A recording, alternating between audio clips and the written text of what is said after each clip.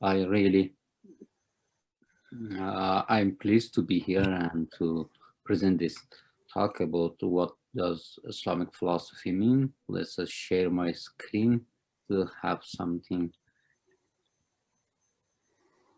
before. Okay. So,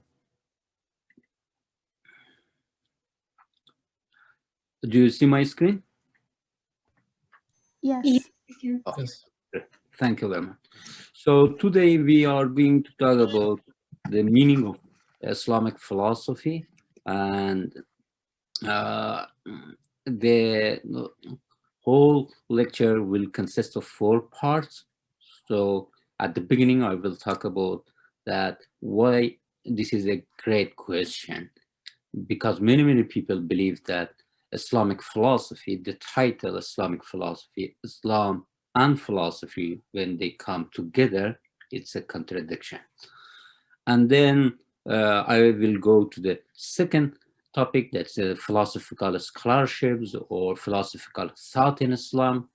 And then I go to the very specific topic, that's the Islamic philosophy, emergence of Islamic philosophy, its growth, content, figures, and debates or main topics.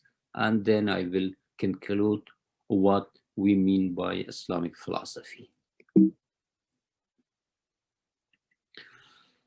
So let's begin with this question. Can we put two different words alongside each other, Islam and philosophy? Actually, I was in American Association of Philosophy, and some people told me, is it possible to put Muhammad and Aristotle together? They do not contradict each other.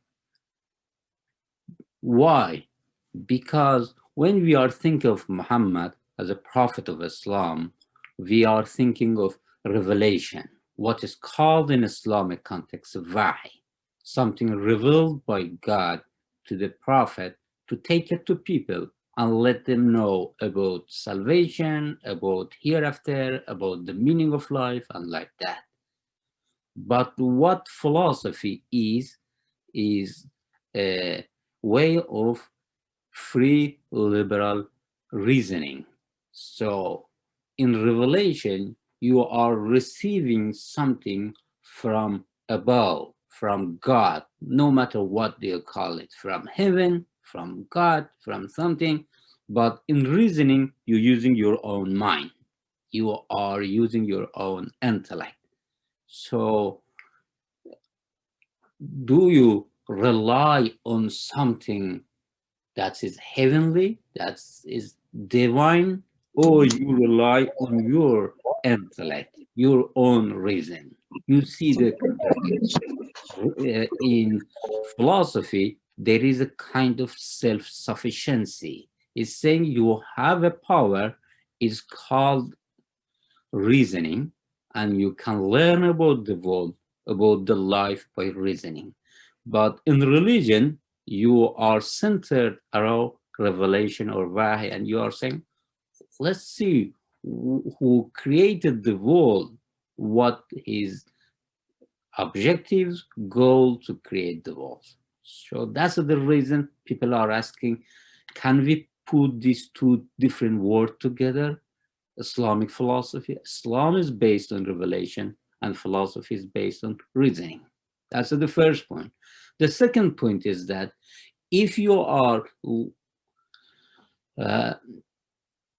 open to the revelation and you are saying, okay, I'm not sure if I have the power to understand, then you have to submit to something that is divine. But in philosophy, you are arguing, you are doing your own reasoning. So philosophy versus religion is self-sufficiency versus submission, a revelation versus reasoning. And the last point is that in religion, you in some way are dealing with some message or idea that looks like is for everybody, or they are for everybody. It deals with kind of uh, the whole community, popular. But in philosophy, you just deal with elites, a particular group of people, a particular class that they want to learn about the world. They want to be themselves. They want to reason about everything. So philosophy work with elites, but religion work with public. And the target people are different. Because of these different things, many people think Islamic philosophy, Christian philosophy, Jewish philosophy, all of them are contradictory. Of course, we can go in detail and talk more about particular situation of Islam, but I just I'll leave that topic to the later on. But right now, just saying that philosophy is based on self-sufficient reasoning, but religion is related to the revelation. And can we put them together? Islamic philosophy makes sense. And of course, my answer is that yes, it makes sense. And not just it makes sense, it happens in Islam. So actually the Islamic scholarship or Islamic thought with regard to philosophy, the whole richness of that is to combine between these two different aspects that look like contradictory, look like opposite poles. So to combine revelation and reasoning, three scholarships emerge in Islam. In Western viewpoint, all of them are called philosophy, but in Islamic context, where we use different terminology, I will let you know in a minute. So, three different scholarships in Islamic context emerge to think of the connection, relationship between philosophy and revelation, between self-sufficient reason and submitting to God. The first one is called kalam. This is the Islamic terminology for a philosophical thought in Islam. It's called kalam. In English, we call it theology. And the second is Sufism. That mostly in English, sometimes they use the word Sufism, but in a broader context, they call it mysticism. And the last scholarship is called falsafa. It's what Muslims like to put as a synonym to philosophy in the Western context. So, but all these three scholarships have element of philosophical thought. And if we are talking about philosophical thought in Islam, we are talking about these three different disciplines: theology, mysticism, and philosophy. But keep in mind, theology in Islam has different meaning than theology in Christianity and in other religion. Because of that, I would like to emphasize to remember the word kalam. All these three disciplines are part of philosophical scholarships or philosophical thought in Islam. If you are taking a book about Islamic philosophy, you will learn a lot about kalam, about Sufism, and about falsafa. But in a very, very narrow meaning, only falsafa is Islamic philosophy. What are differences between kalam, Sufism, and falsafa? Why they are three different disciplines and scholarship in Islam? Because they looking after different objectives or goal, because they use different methodology and method, and because they start from different starting point. So because of that, they are three different disciplines: kalam, falsafa, and Sufism. Just I give you very, very introductory idea about each one, and then I will focus and elaborate the Islamic philosophy. So kalam or theology is a philosophical thought in Islam that is concerned with religious truth. So for kalam, what is important is that how we understand the Quran, how we understand Prophet Muhammad, tradition or Sunnah. So this picture just an example to give the idea that do Sunni understanding of Islam is right or Shia understanding of Islam is right. And you know, there are diversity of Sunni and Shia, all of them are part of kalam or theology. The method they are using to develop their scholarship is dialectic or rhetoric. So they don't care about a logical implication of something, because for them, logic is not matter. What is matter for them is to understand the Quran and Sunnah. So if you talk to them, always they're using some Quranic verses or hadith of the Prophet Muhammad, and then they think, okay, if reasoning is this kind of reasoning, that's good. But if reasoning is in different type, we don't like it. And so they just care about religious truths, and the starting point for them is ethical or practical reason. So when they want to talk about something, even if they are reasoning, they say, okay, look at this. Is it useful? Is it good to have a just society? Or is it good to have a liberal society? Is it good to help other people? Which of them is better, socialism or capitalism? That's their starting point. This is called in Islam kalam or theology. But this is only one philosophical thought in Islam. Here I just put my own picture that you remember that, but I just wanted to talk about the second scholarship in Islam related to philosophy. It's called Sufism or mysticism. So I'm pretty sure everybody heard a lot about Rumi. This picture actually this portrays Mansur Hallaj. Mansur Hallaj was a big name in Islam who was hung out because of his Sufi ideas. So, and we hear about Haj Abdullah Ansari, about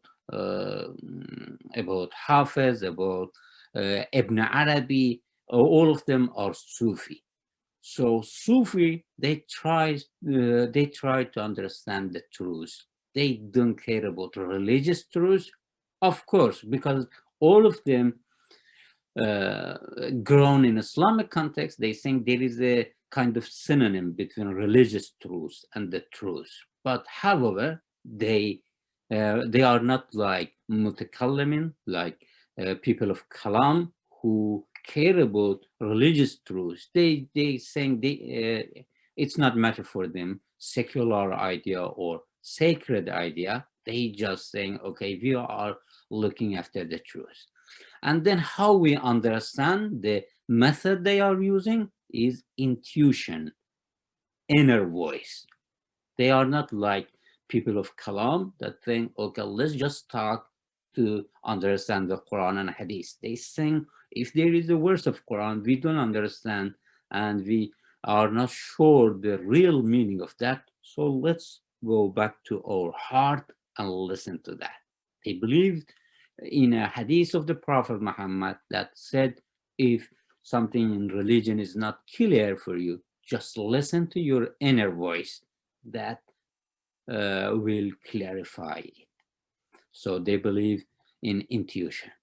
And the starting point for them is asceticism and belief in love. So they're saying we don't need to argue against each other. We don't need even to reason to use our intellect. We just need to use our deep intuition and listen to our heart and explore that the world is the manifestation of divine love. We just need to purify our heart to learn about God, to learn about the nature of humanity, to be good people, and to build a better community. That's their viewpoint. So this is the second philosophical scholarship in Islam. But the third one, that is a very, very narrow meaning of philosophical thought in Islam, is called falsafa, or they would like that it's the true philosophy in Islam. And actually, the word falsafa is Arabicized of philosophy. And like Sufis, they care about truth per se, truth as it is, not as religious truth. This is their objective or their goal. And their method is rational argumentation, reasoning, using the self-sufficient intellect. And the starting point for falsafa in Islam is law of non-contradiction. So you cannot believe two opposite viewpoints at the same idea. That's the fundamental point for philosopher in Islam, or philosopher in Islam, to develop their own philosophy. So far, we just learned that they are huge scholarship in Islam, or even we can say they are huge scholarships in Islam, different philosophical thought in Islam, that trying to say there is a kind of connection between revelation and reason. And we cannot say that revelation and reason are comparable. That's the first point that comes to our mind. But when we are talking about Islamic philosophy, mostly when you are using Islamic terminology, philosophy in Islam means the last scholarship. In Western viewpoint, all this scholarship are different parts of Islamic philosophy. Even when they are talking about a mutakallim like Imam Ghazali. Imam Ghazali was a big mutakallim, big name in Islamic kalam. Always when I'm talking to my fellow, particularly to the Western fellow, American fellow, I'm saying, you like to call Imam Ghazali philosopher, but he didn't like it. Even he is suffering in the grave when you call him philosopher, because he didn't like philosopher. But just keep in mind the difference between Western terminology and Islamic terminology. In Islamic terminology, they differentiate between kalam, philosophy, and Sufism. But in Western scholarship, they do not differentiate. So they consider Rumi, consider Imam Ghazali, Imam Fakhr Razi, and Mullah Sadra and Ibn Sina, all of them philosophers. So I move to the second part of the presentation, that focusing on Islamic philosophy, falsafa. I don't want to talk about Karam and Sufism. At the end, I just, for a reason, I will return to the topic of Kalam and Sufism for just develop an example. But right now, I am focusing on falsafa. What are the features of Islamic philosophy or falsafa? So a lot of time they use the word Arabic philosophy or Arabic tradition of philosophy. But we have to understand the Arabic doesn't mean the content or belong to Arab people. So if they are saying Arabic philosophy, they means mostly language of Islamic philosophy is Arabic language, because at the time of the Islamic golden age, Arabic was the the dominant language, and the major works in Islamic philosophy are written in Arabic language.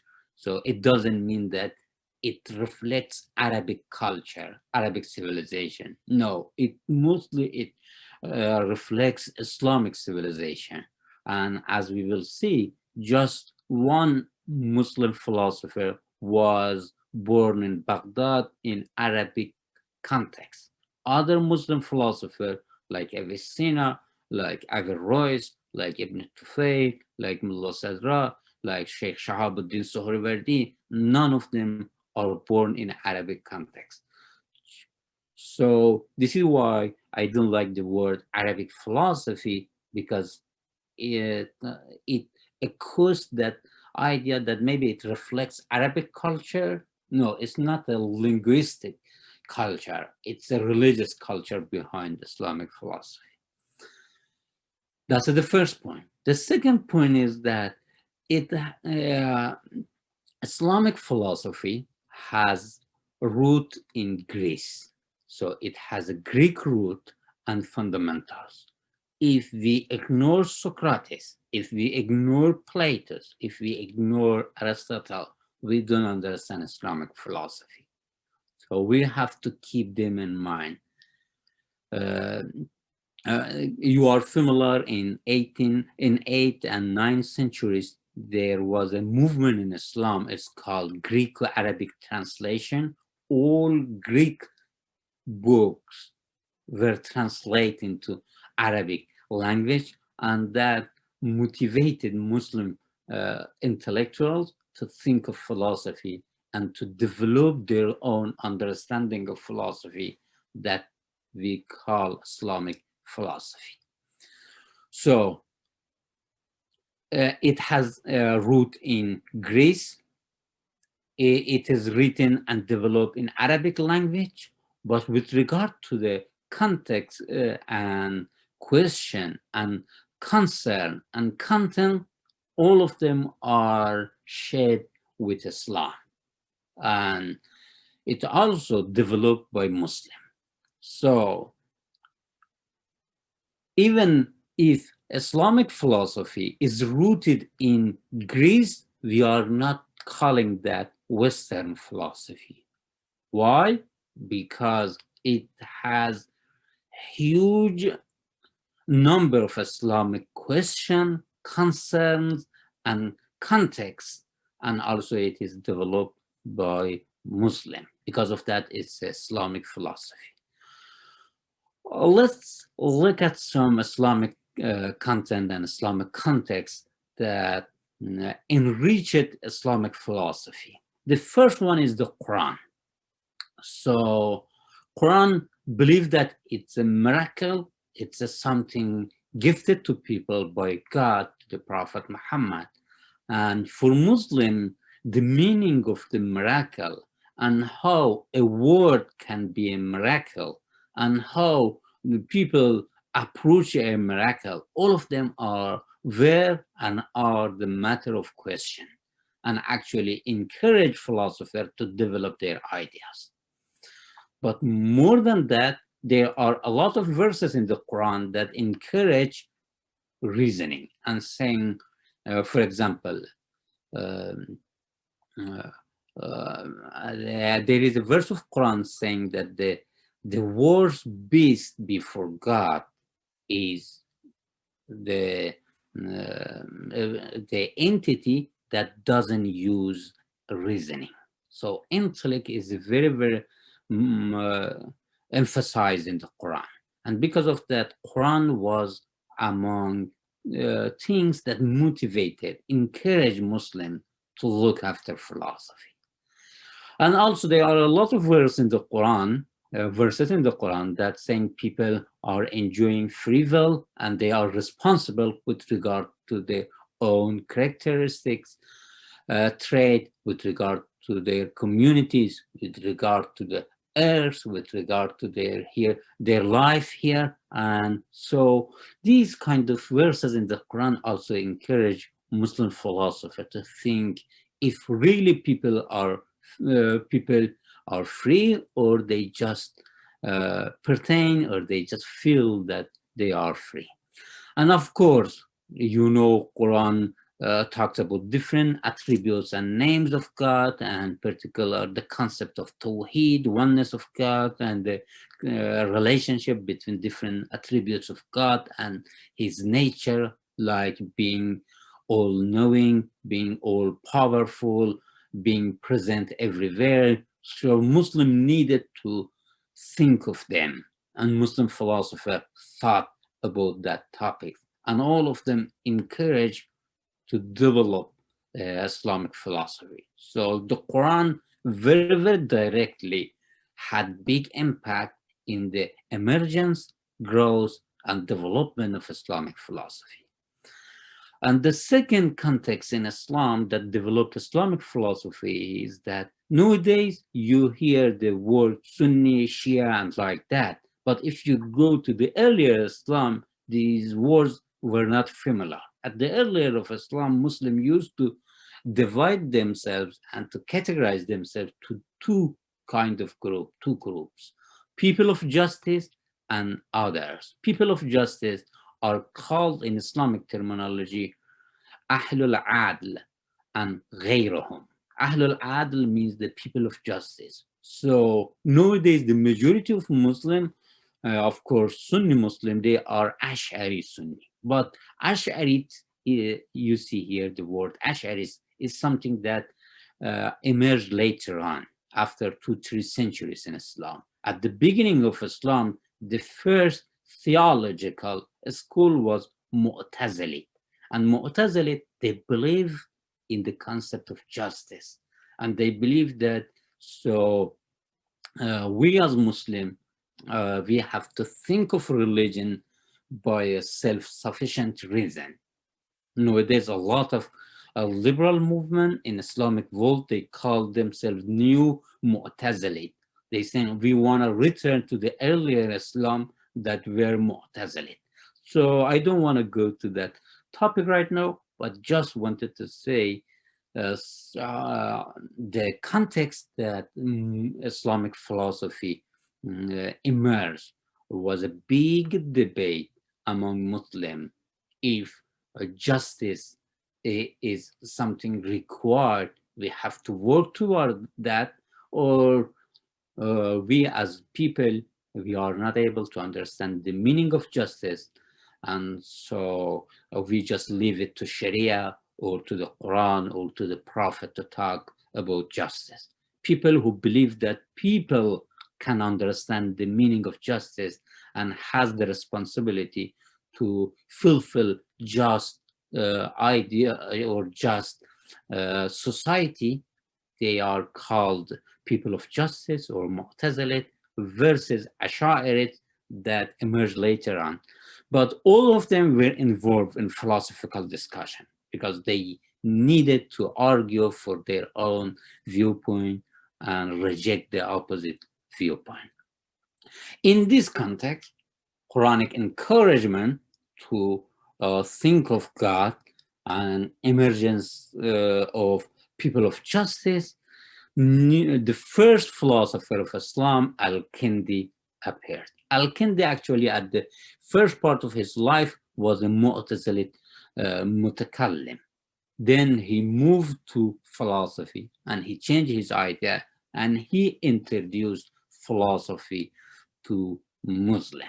And so he is the first guy who introduced Arabic terminology for philosophy. Before that, Muslim philosopher or even Islamic civilization had no idea about some terminology. For example, the word existence in philosophy, in Arabic and in Persian and Daryan languages, and even Pashto and Urdu languages, mean wujud. Wujud was not a word in Islamic context. Only when Kindi, he translate existence or being from Greek and Latino to the Arabic, he create the word wujud. So you don't see the word wujud in Hadith or in the Quran and like that, but everybody use that. This is only one example to keep in mind that how Muslim philosopher emerge and develop new idea in Islam. And then they start working on and thinking of some question, some concern that were common among Muslims about God, and they developed philosophical idea about that. For example, Muslim philosophers, they used to distinguish between existence of God and quiddity of God, what is called the wujud of wujud Khuda or wujudullah, and the huvi mahiyya, or the or what is the meaning of God. So they just talk about that. They are the first intellectuals in Islam that developed that idea. And then they also talk about cause and effect and its relationship to God. And they talk about one and many, that it's a very, very important and significant philosophical question. And they develop their idea about wahi or revelation and the connection between philosopher and prophet. Also, they develop their idea about ummah or Islamic community, how Muslim are able to establish a virtuous city or Madinatul Fazila, and they developed ideas about hereafter or Ma'ad or the resurrection day, and if there is a physical resurrection or it's only spiritual and mental resurrection. You see, all questions are Islamic question. Every Muslim is familiar with this question, but they just develop them in philosophical context, meaning that they wanted to talk about that by self-sufficient reason. And interestingly, 3 different schools of philosophy emerge in Islam. Right now, I'm not talking about Kalam. I'm not talking about Sufism. I'm talking about philosophy as something that's centered on self-sufficient reason. So the first one, Islamic prepathetic philosophy, that mostly Avicenna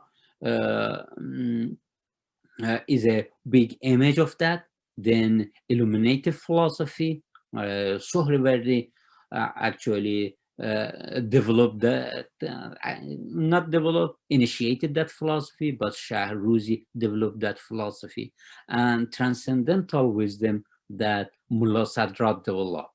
And I hope we get the chance in the question part to answer some question about difference between prepathetic philosophy and illuminative philosophy and transcendental philosophy.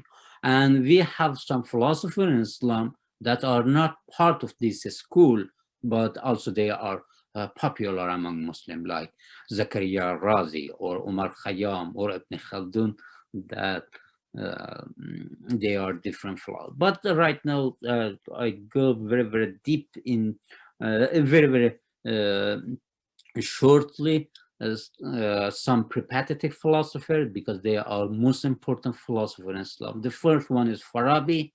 I'm pretty sure you are familiar. And Farabi's contribution to philosophy is that he applied Aristotelianism to Neoplatonism. 2 different philosophers of the West. He just compared them and also used his Islamic context and just introduce a new philosophy. He also tried to combine between Plato and Aristotle, 2 different philosophers of the ancient time. And the most important contribution of Farabi is that he made a parallel between the prophet and philosopher. In viewpoint of Farabi, Prophet Muhammad is like a philosopher, as Aristotle is like a Prophet Muhammad. That's his most contribution in philosophy. But Avicenna just developed the philosophy of Farabi, and he is considered, his philosophy is considered as the peak of Islamic prepathetic philosophy. Nowadays, if you go to Islamic madrasa, of course, not every madrasa, because many of them are influenced by Salafi movement. But if you go to a very, very historical madrasa like Al-Azhar in Egypt, or even if you go to Deoband in India, they are reading preparative philosophy in their curriculum, because they and they read Avicenna's book and some commentaries on Avicenna's book. He distinguished between possible and necessary being, and he talks clearly about life after death and physical resurrection, or Ma'ad al-Jismania, and he developed metaphysics. So I think I received a message. Let's see what's that. And then we have, this is my favorite philosopher in Islam, Averroes. Averroes was born in Spain, and he was the only Muslim philosopher who was great Sharia scholar. He knows a lot about Sharia and about jurisprudence and fiqh, and he wrote a book called Decisive Treatise Determining the Nature of the Connection Between Religion and Philosophy. I really recommend everybody to read this text. That's a very, very fundamental, critical text in Islam, that he said the contradiction between philosophy and revelation, and he just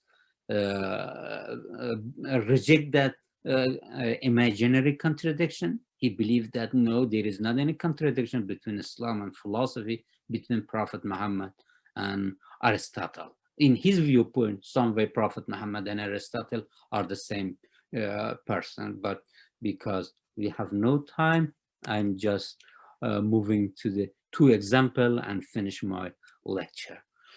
So let's go back to the first question. So the question was that Islam is emphasizing on revelation, and humanity, they have the power, the potential of intellect. And to understand how to compare to these two power in humanity, different scholarship grew up in Islam, Sufism, Kalam, and philosophy. What were positions of Sufism and Kalam toward philosophy, and philosophy toward Kalam and Sufism? So it's a very, very funny and appealing scholarship to read it. Always they had debates. So Sufi, mostly they didn't like philosopher, and philosopher, mostly they didn't like Sufis. So this is an example of Rumi. Rumi has a very, very known a poem saying پای استدلالیان چوبین بود، پای چوبین سخت بی تمکین بود. The leg of the syllogister, the people who are using syllogism, the most important form of philosophizing, that leg is wood, and wooden leg is very infirm. It means that you cannot use your own self-sufficient reasoning to understand the truth. And of course, Avicenna and some philosophers replied to Rumi and said, no, you are not right. But what is important for us is that they were debate between Muslim philosopher and Muslim Sufi, and it's a very important part of Islamic development in Islamic philosophy. The second debate was among Kalam and philosophy, between theologians and philosophers like Ghazali and Averroes, and these are just the title of two books they wrote against each other and calling each other as an ignorant person. So, and to conclude is that, what does Islamic philosophy mean? Islamic philosophy means the tradition of philosophical thought in Islam consisting of two elements: Islamic problem and concern, and rational and liberal approach. Islamic concern comes from religious part, and rational and liberal approach comes from philosophical part. And that's a combination of both. Also, Islamic philosophy is developed further through countering to Kalam and Sufism. That's my conclusion, and thank you for paying attention. I'm ready to ask Hasina to go ahead. Yeah, many thanks. Guys, you can use the raise hand option or you can use the chat to ask your questions.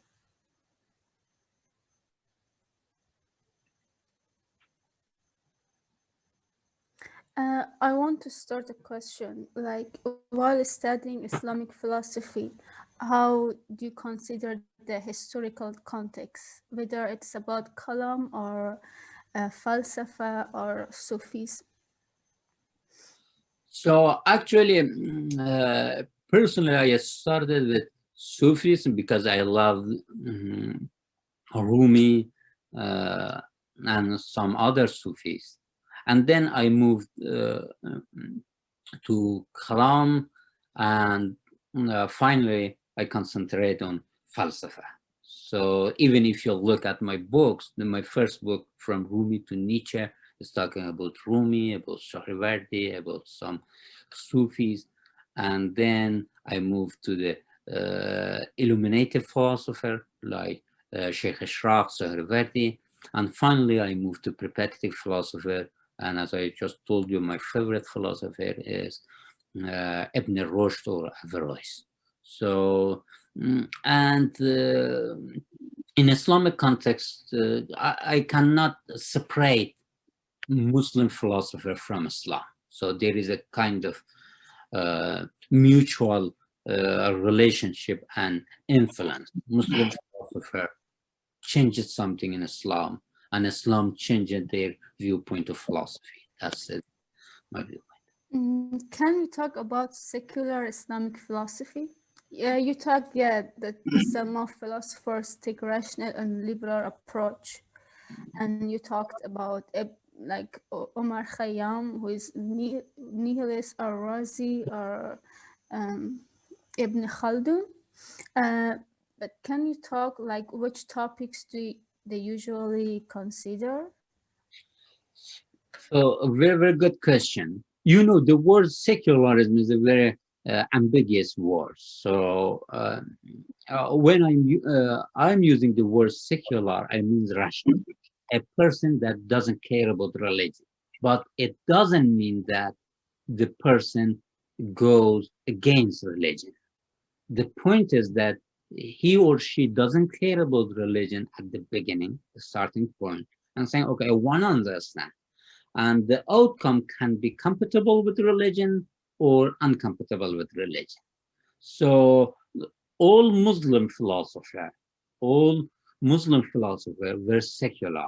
Avicenna, Farabi, Kendi, Averroes, all of them. But the difference between Avicenna and particularly Averroes and Khayyam or Razi is that the outcome. So Avicenna is able to explain that his thought doesn't contradict the religious idea, and because of that, maybe some people saying they are not secular philosopher, but they are because they approach and they develop the idea based on self-sufficient reasoning, not based on religious texts. But Razi or Khayyam or Abu Ala Mu'irri, this kind of philosopher, their outcome look like is not compatible with religion. And because of that, people are saying they are secular religious, secular philosophers. Sorry. So, but keep in mind, all Muslim philosophers, they are secular because this is the part of their philosophy. At the beginning, if they are concerned and they wanted to philosophize in the boundaries of religion, they are not philosophers. They are mutakallim. They are kalami, because they just wanted to reach religious truth. But I just told you, they don't care about the religious truth. They care about truth per se, truth as truth, not as mentioned in religion. I hope it. May I ask my question? Yes, please. Okay. Thank you, Mr. Akhlaq, for allocating your time. I want two questions, and I want to go with first, which has somehow more theoretical aspects. Some religious scholars, for instance, Muhammad Noer or Aziz Ahmad Hanif, when they want to conceptualize Islamic philosophy, they somehow put it in a close place with this Mu'tazila, school of Mu'tazila in Kalam, by taking into consideration and that they use to a large extent rationality interpretation of religious sources. So, but as you mentioned it before, from perspective of Western philosophical studies, all of these schools, including Mu'tazila and Ash'ari, both of them are considered as having some philosophical features. So how we can consider that, for instance, Ash'ari, which considers only words of Quran or religious sources to be sacred, and without using and asking help of rationality to be considered as a philosophical school in Islam. Okay, you're welcome. Thank you very much for your great question. So actually, it's a very complicated issue. Ash'ari are not the same. If you look at Ash'ari, Fakhruddin Razi is very sophisticated. In some way, he's a philosopher. Always, I'm saying when Fakhruddin Razi is commenting Avicenna's book, in that part, he's a philosopher. He's not a mutakallim. But when he is writing his own interpretation of the Quran, he is a mutakallim. He is not a philosopher. Even about Rumi, just I mentioned a verse of the Masnavi that Payestetlalyan Chupin Buat. So do not rely on self-sufficient reason and reasoning, but this poem by itself is a reasoning. It's a completely, it's a form of syllogism in logic. So there is a very, very connection between philosophy and Sufism and kalam and different varieties of kalam and even different form of Ash'arism. But if you go to Imam Juwayni and before that Ghazali, and even if you go to Abu Hassan Ash'ari, there is a stronger form of rejecting intellectualism and rational reasoning. So if we are looking for the final word, we have to highlight a particular mutakallim and then see their viewpoint. We can find some Mu'tazilit, maybe they are not very strong Mu'tazilit. So there is a variety among Mu'tazilit and Ash'arit and all of them. So it's a looping situation. Yes. So if we conclude, according to you, there is no split classification of these schools of Kalam and Islam. Yeah. No, my conclusion is that who is your audiences? So if you are categorizing Islamic scholarship, you have to understand there are three different things. But when we are talking about a particular figure and particular work of that figure, then we can put them sometime among philosophers, sometime among mutakallim. Even in philosopher like Avicenna, in one philosopher, Avicenna in Asharat and Shafwa, and he has a book after Shafwa and Asharat, very little book. So he gives different viewpoint about physical resurrection. In one, he is a like mutakallim, in another, he is a like philosopher. So yes, if you wanted to have a general view, we can distinguish them. But if you want to go to the detail, we have to mention which figure we are talking about, and even one figure, which book of that. Because even Ghazali has a different books. In some books, he looks like a philosopher. Even in Tahafut al-Philosopher, when he's not using revelation, he's like a philosopher. But when he is using revelation against philosopher, he's a mutakallim. He's not a philosopher. So one other question, it's somehow more practical. To what extent we may consider that promotion of philosophy and interpretation from religious sources, particularly Quran and Sunnah, can be considered to diminish religious extremism in today's world. Maybe the word to what extent could not be very proper word to start the question, but based on your own discretion, you can justify the answer. Okay, yeah, I think actually this is the, if I'm not saying the only, but one big option before Muslim, if they wanted to get rid of extremism, so they have to develop kind of philosophical understanding of the Quran. Mm-hmm. So there is a great potential in the Quran to be understood by philosophical consideration, and I really encourage that. And yeah, as I just told you, that's a big chance for Muslim to get rid of extremists. Otherwise, there is a big chance to fall into extremism and radicalism, because they are verses of the Quran that if you are not look at them philosophically, so you will fall in problem, like Christianity. So it happens in Christianity. In America, I just met James Carter, the previous president of the US, in the American Academy of Religion, and he talks to a scholar of religion.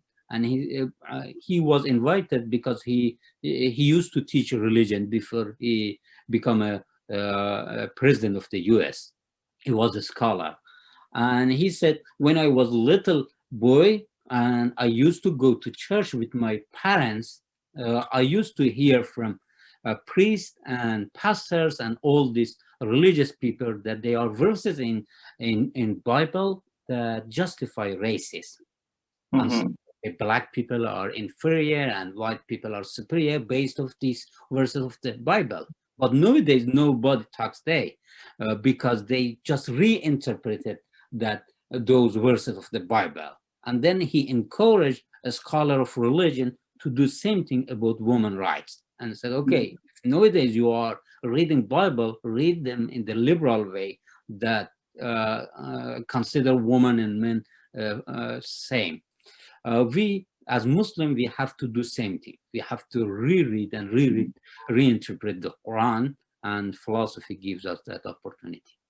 Thank you. You're welcome. There is a question in chat: why Islamic philosophy countered Kalam and Sufis?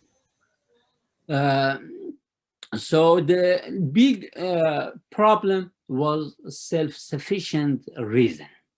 So philosophy believes that reason is enough to understand the meaning of life and to save ourselves. But of course, Kalam emphasized that if you want to be good people and if you wanted to save your life as an eternal being, you have to listen to revelation. That was the big point. And big point with Sufism is the same thing. Sufi, they believe that reason is sometimes misleading us. Sometimes there is a limitation with reasoning. So if you wanted to understand the true meaning of life, we have to emphasize on inner voice, on our heart, on intuition, and this kind of things. But philosophers said, no, we wanted to understand by our mind. So the big problem is that if you concentrate on your own mind, of course, it needs to be developed. It needs to use logic as an instrument. It needs to learn from other philosophers. That's the one point that Kindi actually highlighted and said, philosophy is not complete anytime. Philosophy is a journey. It's not something that you say, okay, I learned and I done, and I wanted to go to the another topics. Philosophy is a journey, the unfinished journey. Always you are in journey. That's Kindi's talk. So the philosopher is saying you have to be committed to this journey. And this journey is the only journey that can help you to learn about humanity, about the truth, about salvation, about everything. But Sufis and Mutakallimin, of course, don't like it. That's why they encountered each other and fight against each other. Yeah, Rashidullah Zawak, you had a Yeah, question. yeah. Okay. May I ask a question? Sure, go ahead. Thank you very much for your time, Dr. Akhlaq, You're welcome. to attend this session. Actually, I was going to ask, and I was very interested to know more about the Sufism and the Salafism. My question has been, as per this presentation, Sufism says that self-sufficient reasoning is not enough because it's limiting with reasoning, and we need to listen to our intuition, we need to follow our heart or whatever. Whereas Salafism also says that you cannot have this self-sufficient reasoning because there is revelation, there is wahi that you need to refer to. So while the both of these schools kind of believe not the same thing, but they also not in the contradiction, because one of the common things between the Salafism and the Sufism seems to be that they do not depend on the self-sufficient reasoning. Then why is there this dispute between the Salafism and Sufism? Because if we take a look of Ibn Arabi, and then if we take a look of Sheikh Ibn Taymiyyah, who are the scholars of Salafism and then Sufism, they both are always in the contradiction. They called each other, I don't know, the abusive words and all the stuff. So they didn't believe that either of them takes the right side. So the question is, why is this dispute among them? That's a very, very good question. Yeah, thank you for asking that. So the main topic is that how we understand the Quran and Sunnah. So Sufi is saying, for example, there is a verse of Quran is saying, Yadullah fawq al-jama'ah, or Yadullah fawq aydikum, or Inna Allah ala al-arsh istawa. So what does this verse mean? So Ibn Taymiyyah and Salafi people, so they are saying, we just look at Arabic people at the time of the Prophet Muhammad, how they understood the meaning of yad, the meaning of istawa, the meaning of arsh. But Sufi are saying, no, we cannot understand Quran only by linguistic investigation. Prophet Muhammad had an idea behind that, objective behind this verse of the Quran. He wanted to relate, even God wanted to relate that verse of Quran to us and encourage us to change, to transform from these people to people dedicated to fully to the truth. And because of that, when saying Yadullah fawq al-jama'ah, is not about this hand, about this yad, it's about some supremacy or dominance or something else, that we feel the presence and dominance of God in our life. So here they go from linguistic investigation to kind of intuition that they have. So the main issue is that how we understand Quran and Sunnah. In Salafi viewpoint, Quran and Sunnah, we understand them through Quran through Hadith and Hadith through Sunnah, and both of them by linguistic investigation. But the chain of rawat or transmitters are very important for Salafi. Who said Prophet Muhammad said that Hadith? But for Sufi, they used to say, we don't care about the chain of transmitter.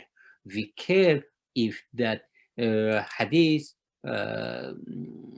is compatible with our own understanding of the Quran, with the purified heart understanding of the Quran or the revelation.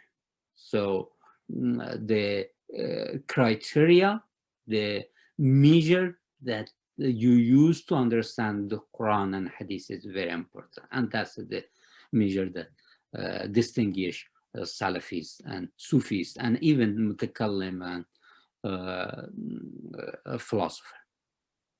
Thank you very much, Professor. My second question is very brief, and it is, I was just going through some readings, and it says that the Islamic philosophy ended with Averroes, which we know as Ibn Rushd. Why do we say that the Islamic philosophy ended? What do we mean by this? That's a very, very good question. After Ghazali wrote Tahafut al-Philosopher, actually in some way, philosophy was removed from curriculum of madrasa. And Ibn Rushd or Averroes, after that, tried to give a new life to philosophy, to bring it back to the curriculum, but he was not successful. But he was successful in developing a philosophical idea. And actually, sometimes when we are saying Islamic philosophy finished or ended by Averroes, we mean that it reached at the peak of its development and progress by Averroes. And after Averroes, no big person in Islamic world developed philosophy. Even right now, if we wanted to go back, but philosophy here we emphasize on metaphysics.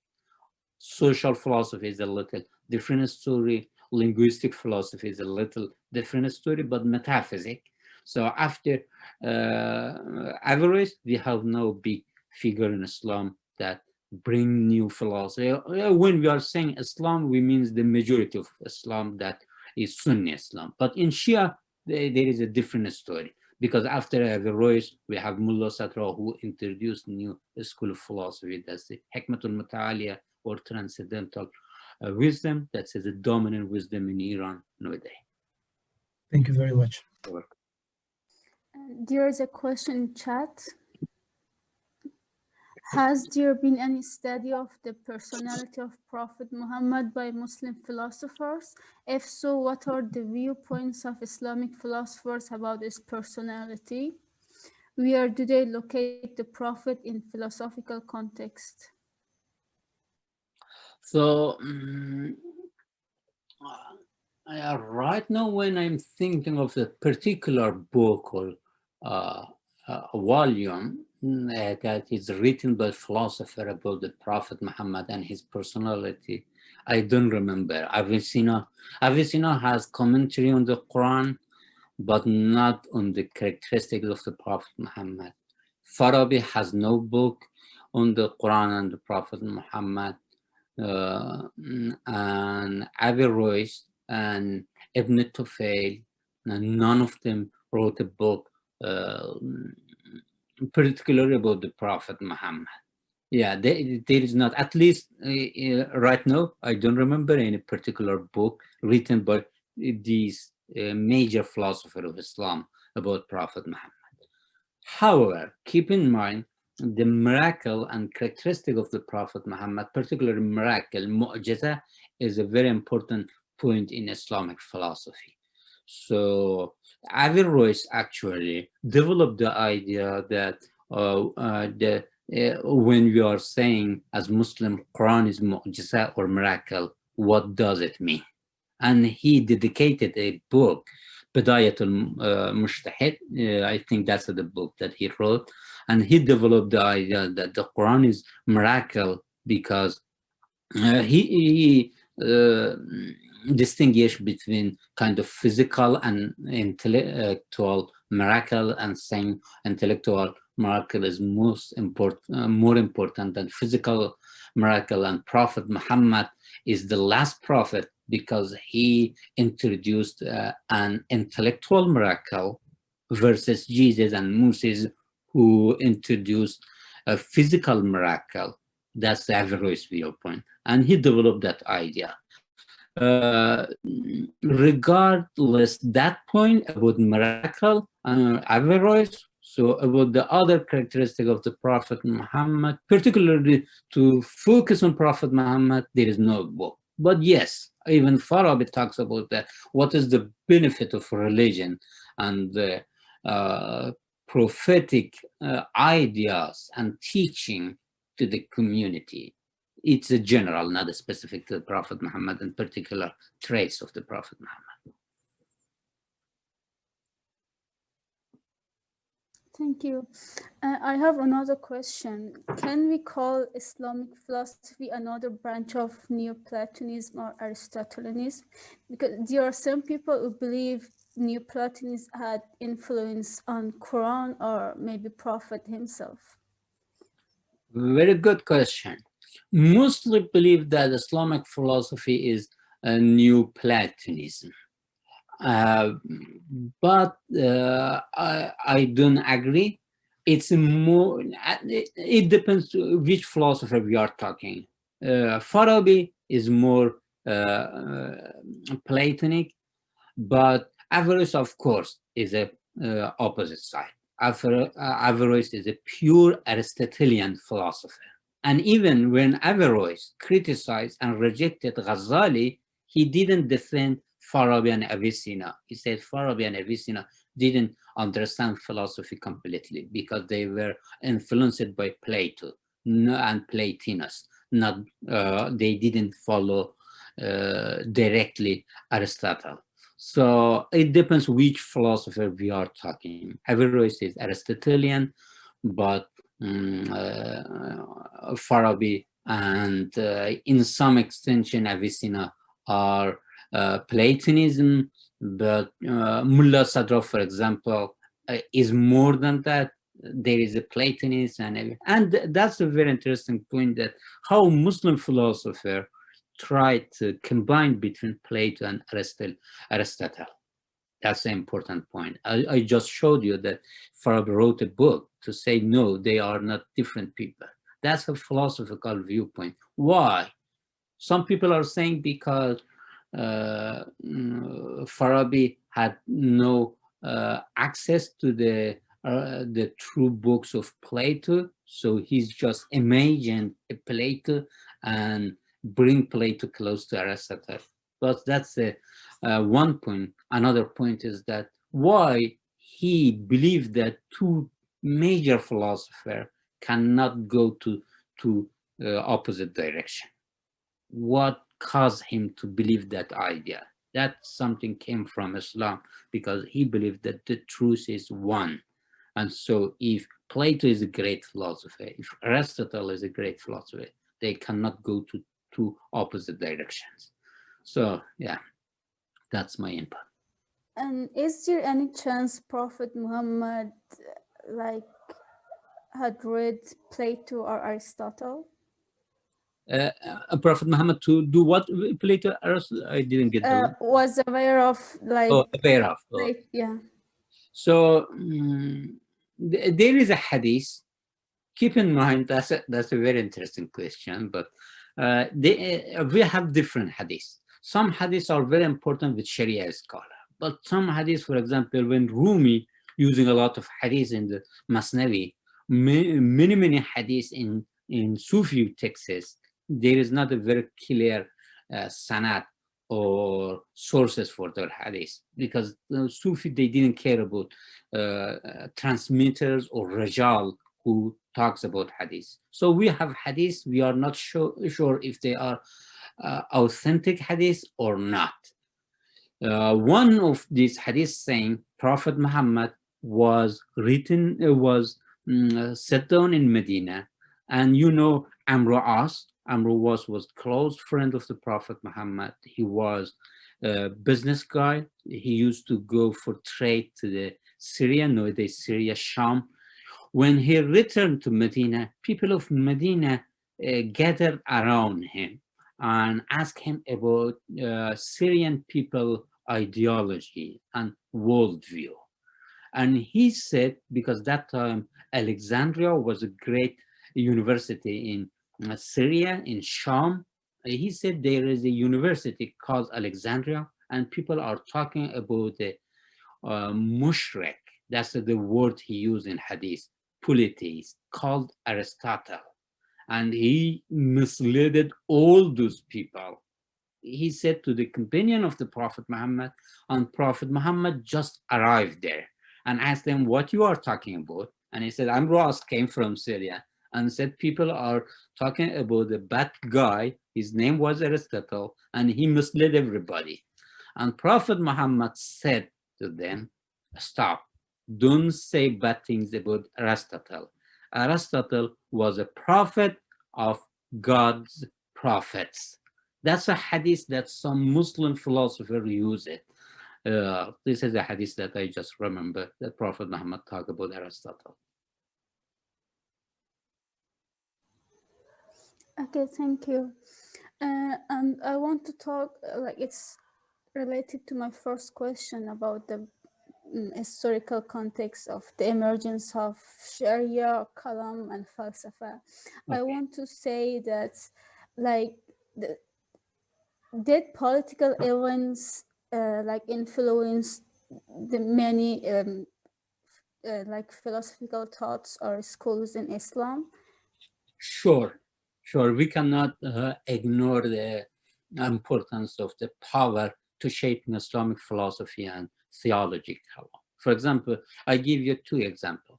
One about Kalam. So I just talked that the earlier Muslim, they were consist of two groups, Adliya, or the people of the justice, and others, or غيرهم. So the question was political question, because people used to ask if they are responsible for the corruption in the society, and particularly if governor and leaders are responsible. So of course, Bani Umayyad, that there were a lot of corruption, and that leads to the Abbasid Caliphate to get power. So they like Ahl Hadith, or people who believe that people are not enjoying free will and free consciousness or self-sufficient reasoning. But Abbasid, that were more liberal, like Harun al-Rashid and Ma'mun, they supported Mu'tazilit because they wanted to say we are responsible people, and they created the golden age of Islam, opened the door to the non-Islamic world, particularly Greek world, and even Syrianic and Indian works and Persian works and all of them. So that means that the politics was part of division of Muslim, or at least development of Islamic theology to Mu'tazilit and Ahl Hadith at the beginning, and later on Ash'ari. That's with regard to theology. With regard to philosophy, I had a professor. He was very, very great expert of Avicenna, and he used to say, if you're comparing Avicenna and Farabi, you will find out that Farabi developed his political philosophy, but Avicenna didn't do it. While Avicenna developed metaphysics, but didn't develop political philosophy, because he was conservative guy. He thought if he developed his political philosophy, he'd get in trouble with the government. So that's good to do not develop political philosophy. But Farabi was a little liberal guy. He didn't care about the governor, and he just said, I'm saying what I believe, and I don't care about power. So he was not in court, Farabi. Avicenna was in court. And because he was in court, he didn't develop political philosophy. And that's something bad and sad that nowadays we are suffering. Why Avicenna, a great philosopher of Islam, didn't develop any political philosophy. Thank you. Turkish is asking a question about your experience of working with Islamic philosophy. There is a paradox which I can't remember the name, but basically it tells us that there is something wrong with our understanding of the word Almighty, maybe Allah. It says, can Almighty being create such huge rock that he himself or she herself can lift it after? If yes, from that point, he or she is no longer Almighty. If no, he or she was never Almighty. So my question is whether in your research you have ever come across to things like that, or a response to that in Islamic philosophy. Thank you.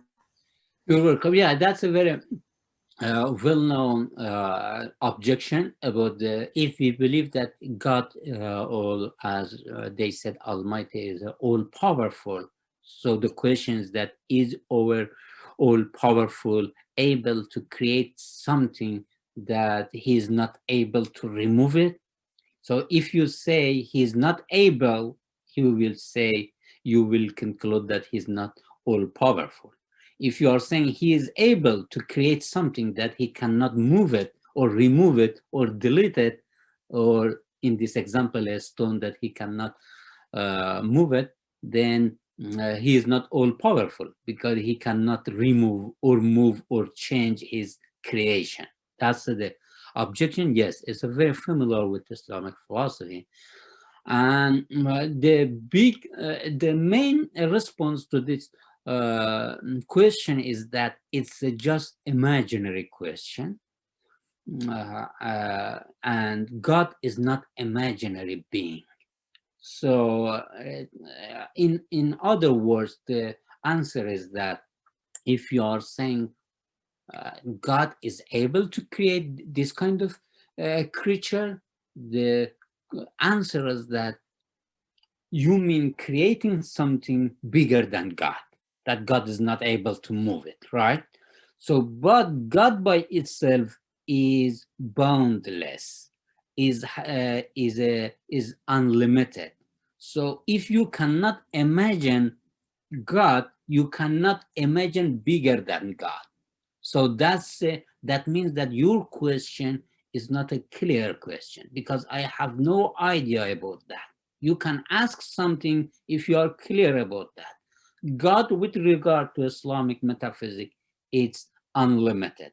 If God is unlimited, so there is nothing behind God that you imagine that and then saying, okay, can God move that unlimited one? Because God by himself is unlimited. There is nothing beyond God to ask if God face that, what will happen.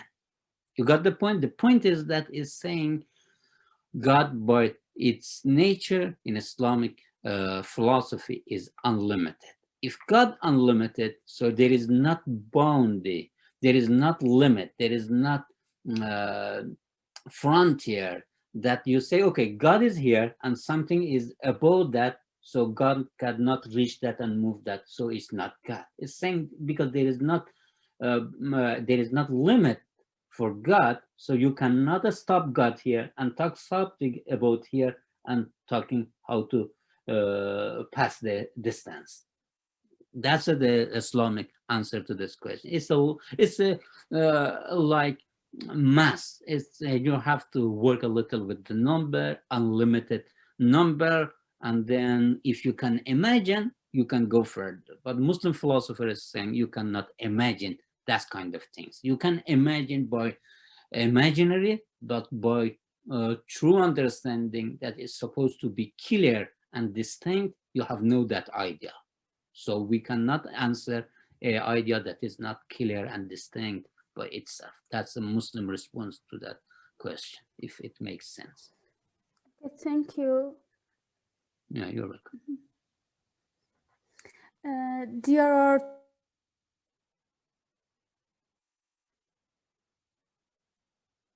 God, the origin of the world, the purpose of creation, and the soul, and the life after death. I recommend Rula to read the articles, your articles I sent. Like one of your articles, I think, considers all those issues. It was deism and theism in Islamic philosophy. Yeah. Okay, thank you. Actually, I didn't receive the articles, but still I will find them out. Yeah, thank you, Professor, for the very great lecture. So the last question that you were providing the answer. So you said that according to Islamic philosophy, so God is boundless or limitless, or in another word, almighty, right? Yes. So it is actually according to Quran, according to the religion. So if the Islamic philosophy is the same as like religion, so if you just believe that God is like boundless or limitless, then how Islamic philosophy is different from, this just religion or just belief? Good. So the difference is that how you justify that God is boundless, God is unlimited. If you are saying God is unlimited because Quran says God is mutlaq or absolute, So you are just a religious guy. But if you are developing your idea, it depends which philosopher you are talking. For example, let's say give you an example of Mullah Sadra, or even some interpretation of Avicenna. God is the pure existence. God is wujud al-bah, or wujud al-mahz, or wujud al-khalis, pure existence, pure being. And pure being by itself is a boundless, because being cannot be mixed of being and non-being. Being is being, not non-being. So it's a metaphysical point. Of course, we have no time to develop it, but I'm saying at least it shows that Muslim philosophers try to justify that based on their metaphysics, not based on religious texts.